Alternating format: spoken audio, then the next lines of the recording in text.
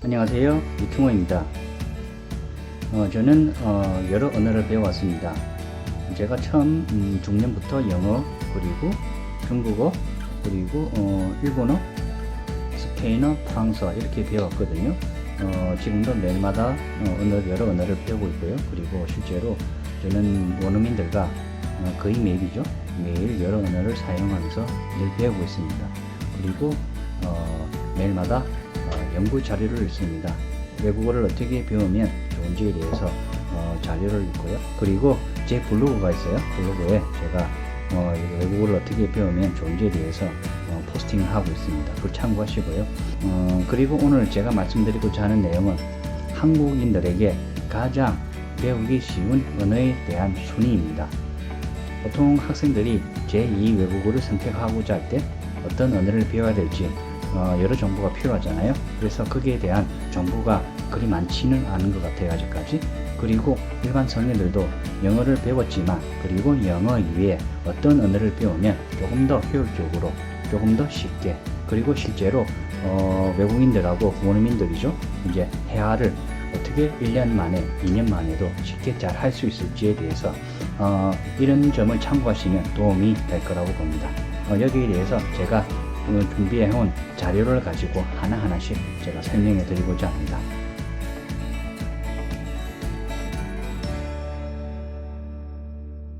첫 번째로 한국인들이 가장 배우기 쉬운 언어 중에 하나는 일본어입니다. 영어에 투자하는 시간의 반의 반 정도의 노력을 기울여도 상당한 일본어 구사 능력을 가질 수 있을 만큼 쉬운 외국어에 속합니다. 과거 일제시대에 비록 일본어는 읽지 못했어도 일본어를 단 1년 만에도 상당한 수준으로 구사하는 사람들이 많았습니다. 그만큼 한국인들은 일본어를 쉽게 배울 수 있었죠. 일본어가 쉬운 이유는 여러 가지가 있습니다. 첫 번째로 문법이 유사합니다. 두 번째로 소리입니다. 우리는 일본어 소리를 다른 언어들보다 더 잘 인식하고 구별할 수 있습니다. 소리를 잘 인식하고 구별할 수 있다는 뜻은 우리가 그 소리를 듣고 잘 기억할 수 있게 된다는 뜻입니다. 더 잘 기억할 수 있으니 배우는 속도도 당연히 훨씬 빨라질 수밖에 없습니다. 모국어와 비슷한 소리 또는 어법 체계를 가진 언어일수록 이렇게 아주 쉽게 배울 수 있습니다. 두 번째로 한국인이 가장 배우기 쉬운 언어 중에 하나는 중국어입니다. 많은 분들이 일본어와 중국어 중 어느 언어가 더 배우기 쉬울까 생각해 본 적 있을 겁니다. 중국어가 일본어보다 더 어렵습니다. 왜 그럴까요? 일본어와 한국어의 소리를 보면 비교적으로 다른 언어과 달리 평탄한 리듬을 가집니다. 그에 비해 중국어는 상대적으로 음의 변화가 더 큽니다. 따라서 소리 측면에서 중국어는 일본어와 달리 상대적으로 구별하기가 어렵습니다. 더군다나 중국어는 한국어에 없는 소리들이 아주 많이 있습니다. 문법도 일본어와 달리 이해가 어려운 부분들이 많이 있어 일본어처럼 자연스럽게 배우기 어렵습니다. 다만 일본어, 중국어, 우리말은 유사한 단어들이 아주 많이 있습니다. 그래서 일본어, 중국어, 한국어는 서로 간에 빨리 배울 수 있습니다. 한국인들에게는 일본어 다음으로 중국어가 배우기 쉬운 언어에 속합니다.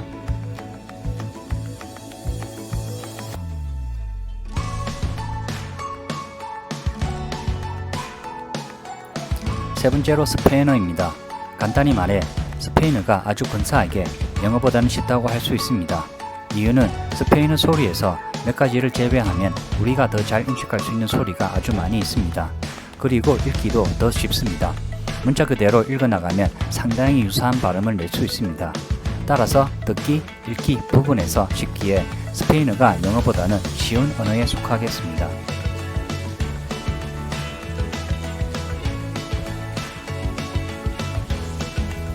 네 번째로 영어입니다. 이 네 가지 언어 중에서 한국인들이 가장 배우기 어려운 언어에 속합니다. 그러니 우리가 유치원부터 대학교 졸업 때까지 영어를 배우기는 하지만 여전히 영어 한마디 잘 못하는 이유가 우리가 영어를 제대로 배우지 못하는 한국식 영어 교육 시스템 문제도 있지만 영어란 언어가 그만큼 어려운 언어에 속하기 때문입니다. 따라서 영어에 투자하는 시간을 일본어나 중국어에 고스란히 적용한다면 일본어나 중국어는 영어보다도 더 상당한 레벨에 도달할 수도 있습니다.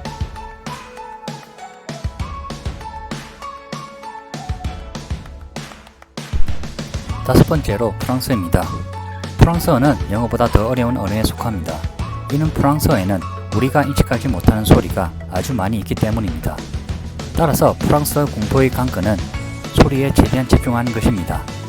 어릴 적부터 여러 언어를 들어왔고 음악이나 악기를 다룬 사람들이라면 프랑스어를 잘 구별하는데 유리한 입장이 있습니다. 소리에 많이 집중한다는 뜻은 그저 많이 들어야 한다는 것을 말씀드리는 것이 아닙니다. 예를 들어 일본어 소리는 많이 들을수록 우리가 일본어 소리에 점점 익숙해지는 데 반해 프랑스어는 그저 듣기만 해서 자연스럽게 귀가 뚫리지는 않습니다. 프랑스어를 구체적으로 구별하고 인식할 수 있는 피드백을 많이 받을수록 소리를 더 잘 인식하게 됩니다. 이런 경우는 원어민의 도움이 필요하죠. 그 외에 제가 여러 가지를 다시 말씀드리겠습니다. 일반적으로 중국어가 아주 유창하다면 일본어를 빨리 배울 수 있습니다. 반대로 일본어가 아주 유창하다면 중국어도 조금 빨리 배울 수 있습니다.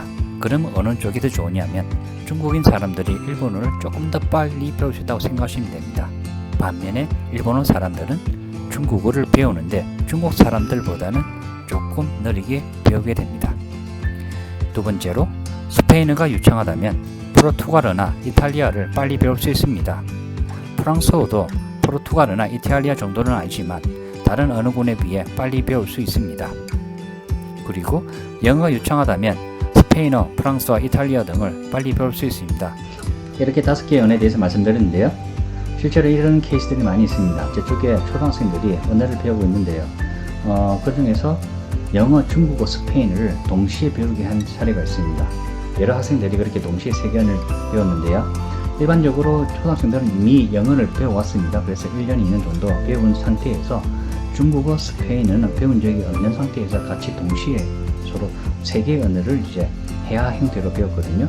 이랬는데 1년이 지난 후에 중국어 레벨이 영어 레벨에 비슷해지거나 이미 영어를 같이 하고 있음에도 불구하고 말이죠.